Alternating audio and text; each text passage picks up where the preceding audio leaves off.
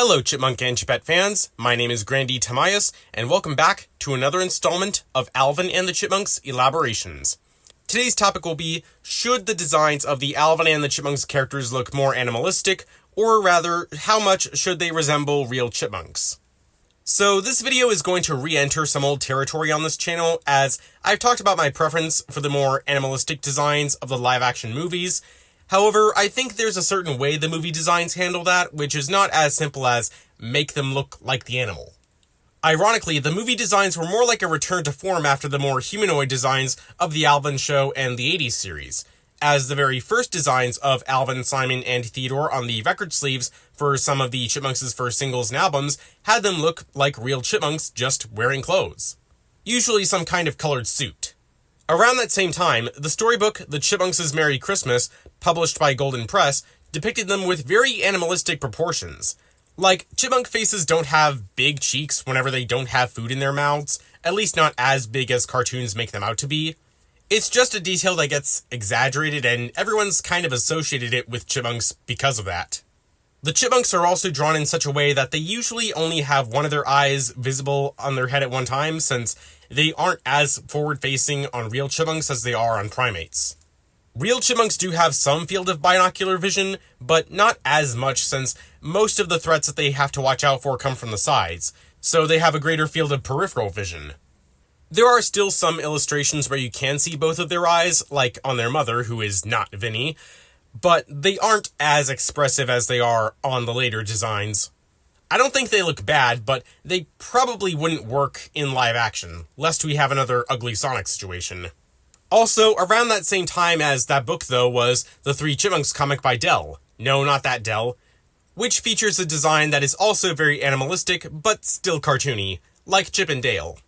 In fact, in some ways, it feels like a slight step up in the animalistic department compared to the live-action movies. Like, yeah, they are closer to the size of human children, like the 80s monks, and they walk upright. There's actually some space between their crotches and the ground. But their legs aren't proportionally half their height like a human's are. Their faces also have white fur, and they have black beady eyes, which is kind of funny since the Golden Press book featured their eyes with white scleras, irises, and pupils like human eyes. And it's details like that, the height, fur colors, fur patterning, the eyes, the shapes and proportions of the appendages, which I think warrant this discussion if we're going to imagine the perfect chipmunk design. Because the next reboot will very likely have to come up with its own design if they want to visually distinguish themselves from every other version that has previously been put to screen. There are a lot of ways to design an anthro chipmunk is what I'm saying. The 60s and 80s designs, at least for the boys, were not likely to be mistaken for humans, but they weren't exactly chipmunk reminiscent either, aside from their buck teeth. Their entire bodies are covered in tan fur, with longer locks on the tops of their heads, but they don't have any other patches of fur that are differently colored, especially not any lateral stripes running from their nose to their tails, which they don't have. Or at least we're never shown that they have tails, aside from the Chipmunks' grandfather in the Easter special. Like, why does he have a tail and the others don't? It's not like they're bunched up in the backs of their pants, or under their skirts in the case of the Chipettes, as we've unflatteringly seen their upskirts before a few times, with no tails to be seen. Speaking of the Chipettes, they're much more human-like, as they have a greater contrast between the color of their fur and their hair, which is more femininely styled. I'm guessing the girls' Caucasian-like main body fur color might be indicative of them originating from a different population as the boys, as we have seen other female chipmunks during this era, mainly Vinny, who have the same fur tone as the boys, but also have differently colored hair. I want to skip over the live-action movies for a moment and talk about the CGI series designs, as I think these apply some of the details from the 80s era in the wrong way. I understand many people don't like these designs, and they're not my favorite, even if I have gotten used to them. But I want to civilly discuss the aspects of these designs that I think lead to them being seen as too human-like, Uncanny Valley-ish, to better explain why they weren't so popular. For starters, even though the 80s designs had similar proportions to humans, the translation to 3D made it even more apparent for the CGI series versions. In fact, for some characters, like Jeanette, since she's very thin, when her bare legs are shown, it's kind of unsettling, I'm not gonna lie. Now, just like the 80s Chipettes, the CGI series Chipmunks and Chipettes have light-toned fur, and their hair is colored differently than the rest of their bodies. It also doesn't help that the limitations of the CGI not allowing for the tens to hundreds of thousands of strands of fur to be rendered on a single character means that their bodies look smooth and could easily be mistaken for skin. At least they have tails this time, though you're not likely to see them from the front given how short they are unless they sway them really far to the left or right. They also have a lateral stripe, but only one, in the same shade as their hair and tail. They basically have non-patterned human backs otherwise, which you're not even going to see most of the time. So overall, the CGI series Chipmunks get very few opportunities to show what few chipmunk-like qualities they have, which is further hampered by the limitations of the CGI due to the show's shoestring budget. On top of the poor decisions that made them look too humanoid in the first place. Since their faces and hands were most often the most visible parts of their bodies, seeing as how they were usually thoroughly clothed, I would have made certain areas on those and the rest of the body the same color as their hair, but leave the inner hands, the orbits around the eyes, muzzle, and front of the torso that lighter shade of counter-shading fur. I also would have added more stripes to their backs and made their feet more like rodent hind paws, similar to the movies. Their size, being slightly bigger than the live-action monks, but shorter than the 60s and 80s versions, I don't have a problem with. That's actually a wide margin, so anywhere in it is good. Ideally, under 1.5 feet at their adult size is preferable in my opinion. Like, I don't think that they should be as big as capybaras, the world's largest rodent. And as someone who has been around capybaras before, both within zoo enclosures and ones that were exotic pets, I can tell you that they are massive. The 80s chipmunks were more like large beavers most of the time, and the CGI series ones were closer to the size of prairie dogs or marmots, which, fun fact, chipmunks are more closely related to than squirrels. The more you know. Going back to the live-action chipmunks, they were the most animalistic versions of the characters since the pre-Alvin show era.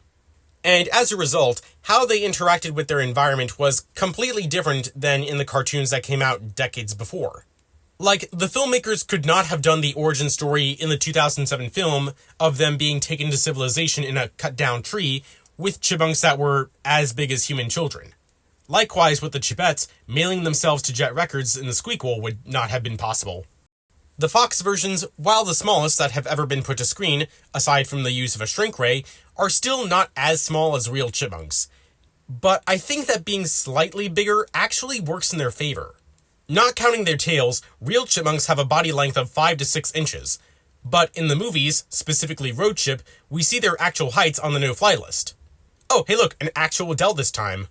Their heights are 7 inches for Theodore, 11 for Simon, and 10 for Alvin. That may not sound like much of an increase, but you have to remember that scaling up an animal does not mean their mass scales proportionally. A real chipmunk with a body length of 5 inches would not weigh double what it is if it were somehow scaled up to 10 inches. Because of the square cube law, the mass of an object would increase by the cube, or to the third power, of whatever factor you scale up the dimensions, while the surface area, so the fur pelt, would increase by the square, or the second power, of that same factor. This is ignoring the change in body proportions and weight distribution, by the way. So, an eastern chipmunk that weighs 4.4 ounces and was doubled in size would have a fur pelt with 4 times the surface area and 8 times the mass, which would be 35.2 ounces. That's over 2 pounds. And how much did that no-fly list say that they weigh? Over 2 pounds. Yes, science! I'm convinced that the filmmakers thought about how the chipmunks' physiology would work if they were real creatures. But the reason I think this upscaling works is because having them be too small would not give them the heft that they need to pull off some of the physical feats that we see them do. Like hitting Suggs in the groin. 2.5 pounds traveling at that speed is gonna hurt a lot more than a few ounces. I also like how each of the Chipmunks and Chipettes have a slightly different shade of fur, which is the same color as their hair, and blends nicely together, as I was talking about before. It reminds me of the Teenage Mutant Ninja Turtles in that, as that franchise went on, they went from looking the same, with only having differently colored bandanas and weapons, to having different shades of green skin and shapes to their bodies in later reboots. Looking back on the 80s series, Alvin, Simon, and Theodore were all designed so aesthetically similar that it was hard to tell them apart whenever they weren't in their normal outfits or missing their hats or glasses or whatever. They even exploit their own similar appearances in episodes like The Prize Isn't Right and Alvin, and the Chipmunk. The patterning on the live-action chipmunks is also very exquisite, being designed after the pattern of the eastern chipmunk, Tamias striatus, with a dark stripe running down the center of their back and 2 more dark stripes on each side, with the space between those being white. That said, they don't have accurate patterning everywhere they're supposed to, as their eyes don't have that same white around the orbits that appears on their backs. And on real chipmunks, it kind of looks like they have a dark stripe running through their eyes, but it's such a small detail that I don't particularly care that it's absent. However, there is one problem that I have with the fox chipmunk designs that I don't know how to feel about or how it could be handled in a different way, and it's a problem that affects Simon and Jeanette specifically. Because their ears are situated on the tops of their heads, the arms of their glasses rest on their cheeks. It looks a little odd, like their glasses could fall off without ears to keep them in place, so either they would need to have some alternative to glasses, like contact lenses, which would kind of ruin an iconic part of their characters, or they would need glasses that would be designed in a way that they could be better secured on their ears or some other parts of their heads, which could look even more awkward depending on how you do it. This is a problem that the cartoon designs don't have to worry about because their ears are on the sides of their heads like a human instead of on top like a chipmunk. So if this is a problem that bugs you, which I doubt it is for many people, I would say that this is actually a merit to giving the Alvin and the Chipmunks characters human-like qualities in their designs, at least as far as their ears are concerned. I still think that they should have more funnel, dish-shaped ears like a real chipmunk instead of looking like tinier human ears. But it's not like these live-action chipmunks are completely devoid of human-like qualities besides their intelligence and being able to vocalize.